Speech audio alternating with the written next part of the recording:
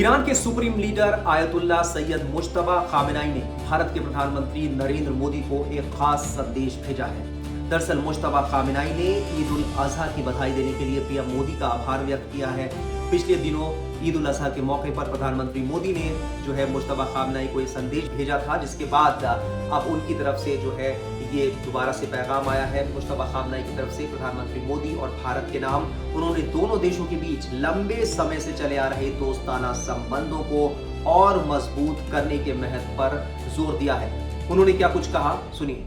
प्रधानमंत्री नरेंद्र मोदी, मुझे ईद उल अजहा के मुबारक मौके पर आपकी बधाई का संदेश मिला है। मैं इसके लिए अपना हार्दिक आभार व्यक्त करता हूँ और आपको भी बधाई देता हूँ। मुझे पूरा भरोसा है कि आपसी सम्मान और साझा हितों पर आधारित हमारे दोनों देशों की ऐतिहासिक दोस्ती हमारी सरकारों के प्रयासों से और मजबूत और विस्तृत होती रहेगी। मैं सर्वशक्तिमान ईश्वर से भारत सरकार और भारत की महान जनता की समृद्धि और निरंतर सफलता के लिए प्रार्थना करता हूँ। इससे पहले ईरान के राष्ट्रपति मसूद पेजेश्कियान ने पीएम मोदी को ईरान के सुप्रीम लीडर रहे आयतुल्ला सैयद अली खामेनाई की अंतिम संस्कार समारोह में शामिल होने का न्योता दिया था। अली खामेनाई की फरवरी में अमेरिका और इजराइल के हमलों में मौत हो गई। बाद में उनके बेटे मुज्तबा खामेनाई नए सुप्रीम लीडर बने। शायद ये पहली बार है जब ईरान के सुप्रीम लीडर बनने के बाद मुज्तबा ने सीधे पीएम मोदी को कोई संदेश भेजा। गौरतलब के इस पद पर आने के बाद से उन्हें अभी तक सार्वजनिक रूप से नहीं देखा गया है, जबकि ऐसी खबरें हैं कि अमेरिकी हमलों के दौरान उन्हें गंभीर चोटें आई।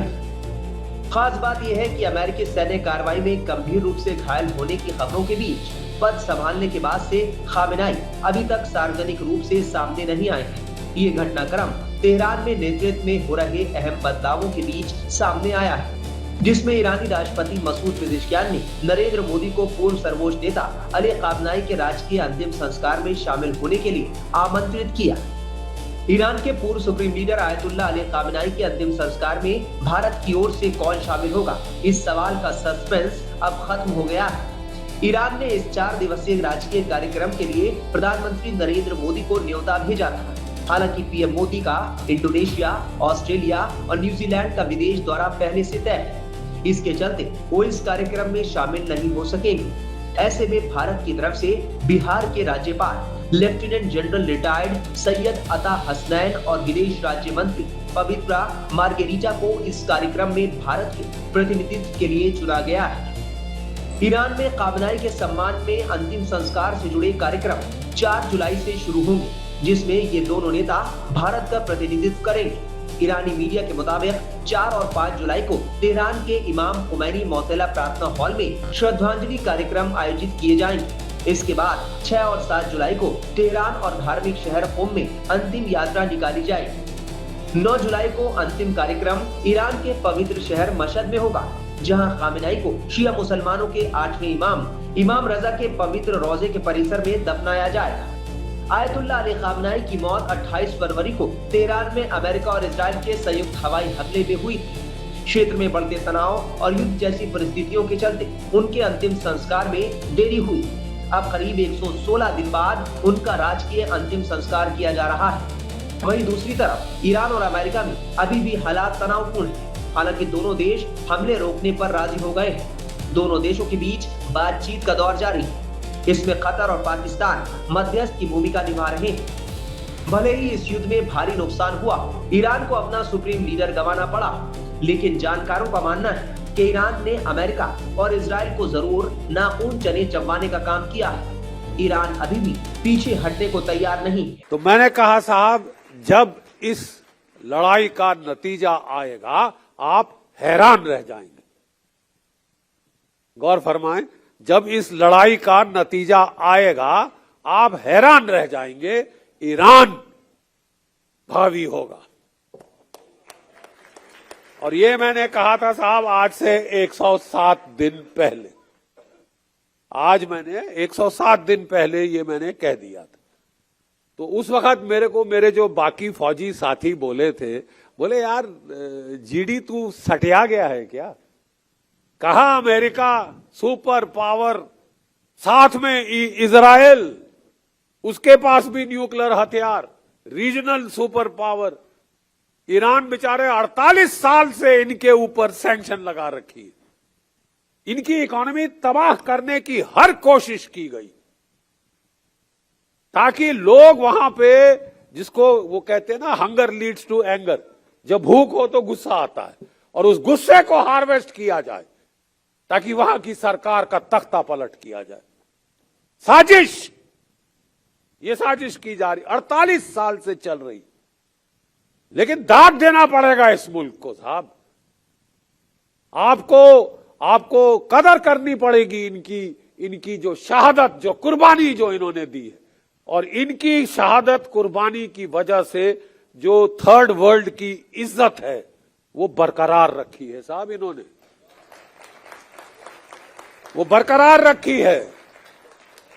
और हमें फौज में अगर एक चीज की हम लोग हम बहुत कदर करते हैं, वो है हिम्मत की, वो है शुजात की। हिम्मत की, शुजात की कदर फौज में की जाती है, चाहे हमारा दुश्मन ही क्यों ना दिखा रहा हो। लेकिन अगर वो अपने मुल्क के लिए, अपने नमक के हक अदा करने के लिए सर कुर्बान कर रहा है तो उसकी इज्जत करते हैं, चाहे दुश्मन का भी हो, चाहे दुश्मन का भी हो। ये हम जानते थे कि ये बहुत पुरानी सभ्यता है।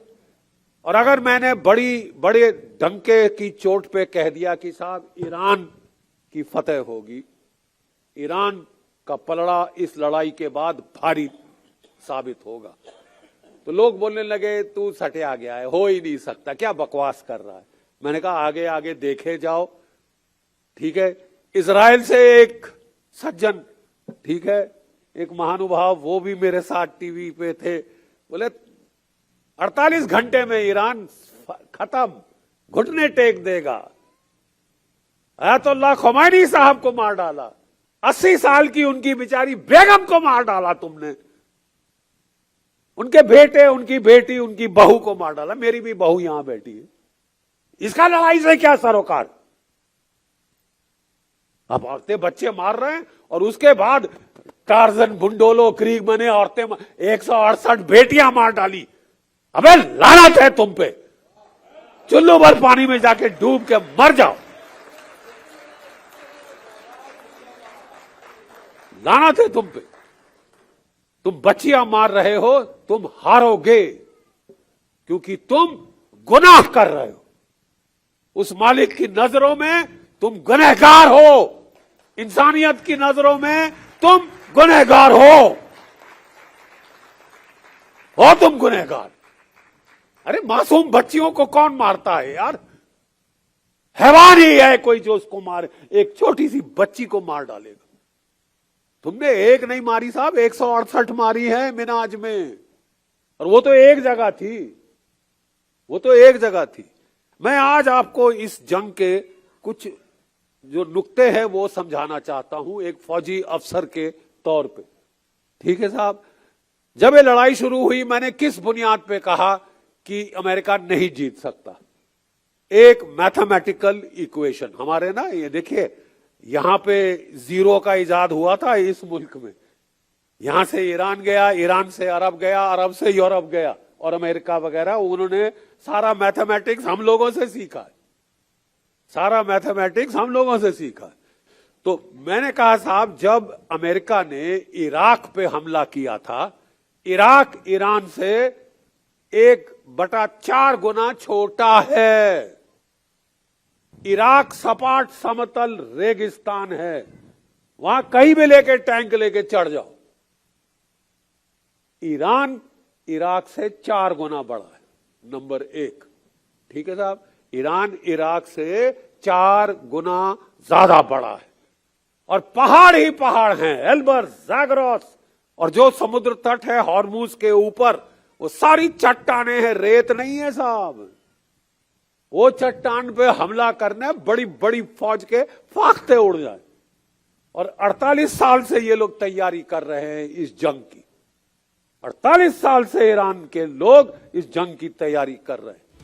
आयतुल्लाह सैयद अली खामेनी करीब 36 साल तक ईरान के सर्वोच्च नेता रहे। 86 साल की उम्र में उनकी मौत के बाद ईरान में सत्ता परिवर्तन हुआ और मार्च में उनके बेटे मुज्तबा खामेनेई को देश का नया सर्वोच्च नेता चुना गया।